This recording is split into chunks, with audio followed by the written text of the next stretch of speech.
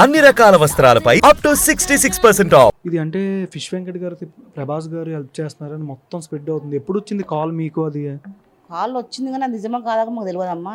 ఏ రోజు అయితే మేము జర్నలిస్ట్ చేసినామో ఆ రోజు వచ్చింది, కానీ అది నిజమా కాదు. అదే రోజు ఇంటర్వ్యూ చేసింది కదా, అదే రోజు వచ్చింది, కానీ వచ్చిందా కాదా కూడా మాకు తెలియదు. ఈ రోజు పెడితే మేమే షాక్ అయినాం. 50,000 లక్షలు ఇస్తే మేము ఈ హాస్పిటల్ ఎందుకుంటాం, మేము ఇప్పుడు చూస్తుంటే ఇంటర్వ్యూ వాళ్ళందరూ వస్తున్నారు. నిజమే కాదు, నిజమే కాదు, అదే మేము అనుకుంటున్నాం కాదు కాదు అని అప్పుడే వచ్చేది అందరూ. అది ఫేక్ న్యూస్, ఇది అసలు కాదే కాదు. అట్లా 50 లక్షలు వస్తే మేము మీడియా ఎందుకుంటాము, హాస్పిటల్ పోతాం కదా ఆపరేషన్ చేయడానికి. కిడ్నీలు ట్రాన్స్ప్లాంట్ చేయాలని ఎప్పుడు అన్నారంటే డాక్టర్ గారు? చెప్పింది డాక్టర్, చాలా ఎమర్జెన్సీ ఉండమ్మా, ఖచ్చితంగా కిడ్నీ వేసుకోవాల్సిందే, వేసుకుంటే ఆయనకి ఏమైనా భయం ఉంటుంది కానీ లేకపోతే అస్సలు లేదు, ఆయనకు అన్నీ అది అయిపోయింది అని చెప్పారు. కిడ్నీ ట్రాన్స్ప్లాంట్ దొరికిందా ఇప్పుడు డోనర్ కానీ? ఎవరు వచ్చిర్రు, 3 వచ్చిర్రు కానీ పైసలు అడుగుతారు.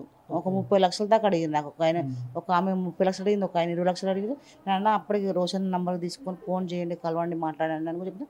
సరే ఎవరైతే మాకు ఇస్తారో వాళ్ళని మీకు పరిచయం చేపిస్తామని నేను కూడా చెప్పినాను. ఇప్పుడు మీరు అమౌంట్ ఇస్తే మేము వస్తామని వచ్చేటోళ్ళు కూడా ఉన్నారు. డాక్టర్ ఏమో ఇప్పుడు రోజున వచ్చేప్పుడేమో ఆపరేషన్ కంపల్సరీ చేపిస్తామని అనరా.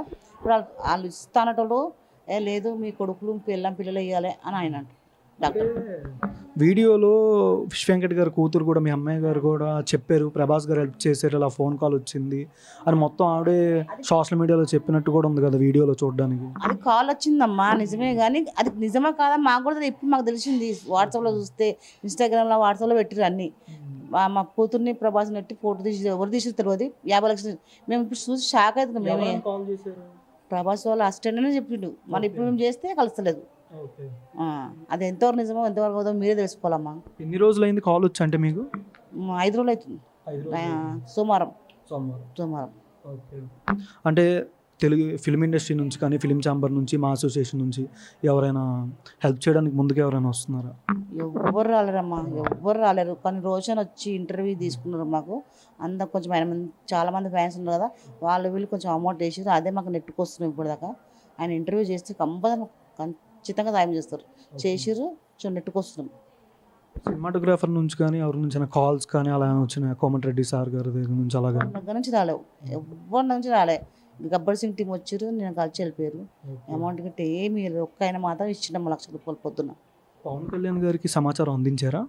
అదే అందించమని చెప్తున్నాం అందరికి ఇంటర్వ్యూ చేసి, మన అది అందిందో లేదో తెలియదు.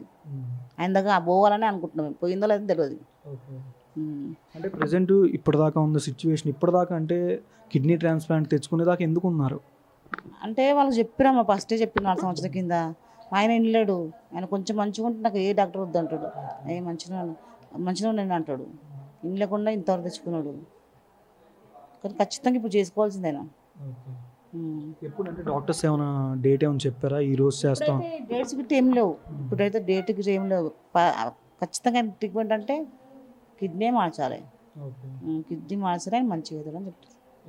లాస్ట్గా మీతో వెంకటన్న ఏమని మాట్లాడారు ఫిష్ వెంకట్ గారు? అంటే రోజు మాట్లాడతాడు కానీ రోజు డల్గా ఉంటుంది. లాస్ట్గా ఏమంటే ఇక నేను ఏం చెప్పాలి, రోజు మంచి మాట్లాడతాడు. ఆదివారం కూడా మాట్లాడాడు, కడుపు గిట్ట అంత ఉబ్బిపోయింది, మాట్లాడడానికి అవుతుంది ఆయనకు. ఇక్కడ నన్ను హాస్పిటల్ పోదామంటే వస్తున్నాడు ఆయన. ఇట్లయితే వాళ్ళ ఫ్రెండ్ కూడా ఉంటాడు ఆయన, కాలే పంట ఆయన. అన్న నువ్వు ఆటో మాట్లాడన్నా ఇట్లా చేసి తీసుకొని పోదామని చెప్పి పక్కకు మా దగ్గర రామ్నగర్లో తీసుకొని పోయినాం. మా ఆయన వాళ్ళ ఫ్రెండ్, మా పాప, నేను, ఇంకొక ఆటో ఆయన హెల్ప్ చేసి తీసుకుని. అప్పుడు మా పిల్లలు లేరు, తీసుకొని సోమవారం చూపించాను. అలా ఇక్కడ కాదమ్మా కుదిరి చాలా సీరియస్గా అయ్యండి ఆయన, ఖచ్చితంగా పెద్ద హాస్పిటల్ తీసుకోవాల్సిందని చెప్పి నేను. మా బాబాయ్ ఏం చేసింది, ఎక్కడ పోయినా డబ్బులు ఎక్కువైతే మన దగ్గర డబ్బులు లేవని చెప్పి మా ఫ్రెండే అని చెప్పి తీసుకొచ్చాను. వాడేమో ఫస్ట్ టైం తీసుకురాన్నాడు, ఇక్కడికి వచ్చిన 1,00,000 బిల్లు ఇస్తుండు.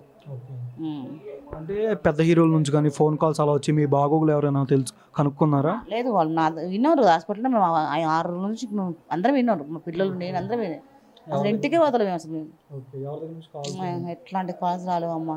ఇదైతే ఫేక్ న్యూస్. మరి ఈ రోజున ఏం చెప్తుంటే ఏమో చెప్పమని చెప్పి కొంచెం అయితే ఫేక్, అస్సలు మాకు ఎట్లాంటి కాల్ రాలేదు. ఎక్కడ చూసినా ప్రభాస్ గారు కాల్ చేసి 50 లక్షలు ఇచ్చారని కూడా వస్తుంది. ఇంకా మంచిదే కదా అమ్మా, ఇస్తే ఇంకా మంచిదే కదా, చెప్తాం ఇచ్చామని చెప్తాం కదా. అంత పెద్ద హీరో దగ్గర తీసుకున్న అబద్ధం ఆడితే బాగుంటుందా? అంత పెద్ద హీరో దగ్గర తీసుకున్న అబద్ధం ఆడితే బాగుంటుందా? అట్లా అంతే ఏం లేదమ్మా. ఆయనకు కూడా అందటట్టు చూడండి మీరు, ఇదంతా ఫేక్ న్యూస్ అంతా. ఇస్తే ఇచ్చినమని చెప్తాం కదా, ఆయన పేరు ఉంటుంది కదా. ఇప్పుడు మా ఆయన బతుకున్న రోజులు మా ఆయన యాడ్ చేస్తాం, ప్రభాస్ చేస్తేనే మాకు ఇట్లా అయ్యిందని. ఇట్లా హాస్పిటల్లో జాయిన్ చేసి ఇప్పుడు 7 రోజులు అవుతుందమ్మా. 7 రోజులు. ఫస్ట్ కాల్ ఆపరేషన్ కానీ కూడా ఇక్కడ సర్జరీ చేసినప్పుడు ఈ అన్ననే రోషన్ అన్ననే వచ్చినాకనే మాకు పాపం ఆయన తీసుకుపోయిండు, అంతా ఆయన చెప్పించిండు. అప్పుడు కూడా పాపం అన్నను చూసి అందరు వేసిన పైసలు అప్పటి నుంచి ఇప్పటిగా నెట్టుకొస్తుంది కూడా ఆ పైసలతోనే. నేను తింటే తిన్నామని చెప్తాను, తినకుండా తిందని చెప్తాను. కానీ ప్రభాస్ చేసిండు అంటే అది అబద్ధం కదా, అది ఎంత అబద్ధాలు ఆడటం అది కరెక్ట్ కాదు కదా. ఆ ప్రభాస్ అన్న కూడా తెలియాలి, అన్నగా తమ్ముడు అవుతుండొచ్చు కానీ అది తెలియాలి ఆయనకు. ఇంకా మీరు ఎవరినైనా సాయం అడ్డం కానీ ఎవరికైనా ఇన్ఫర్మేషన్ అందజేయడం కానీ మీ అదే ఎన్టీఆర్, పవన్ కళ్యాణ్, చిరంజీవి గారు, ప్రభాస్ గారు, రవితేజ వీళ్ళందరూ ఆయనకు చాలా పరిచయం. ఒవ్వరు సోర్స్ కూడా చాలా పరిచయం ఆయనకు. ఎవ్వరైనా వచ్చి హెల్ప్ చేసి మాకు చేతికి డబ్బులు అవసరం లేదు, డాక్టర్తో మాట్లాడి ఆయనకు చేతికి పెట్టేసి ఆయనను బతికిస్తారు అంతే. ఇప్పుడు నాకు కోరేది అది, చేతికి కూడా డబ్బులు ఇవ్వకండి, ఫోన్పే కూడా చేయకండి, ఆయన చేతికి డాక్టర్తో మాట్లాడి చెప్పిస్తారు మాకు. అందుకని మాకు అంత బడ్జెట్ లేదు. కనీసం ఇళ్ళ మీద చేద్దామని మాకు ఇళ్ళ మీద కూడా అంత బడ్జెట్ రాదు, అది మా బాధ.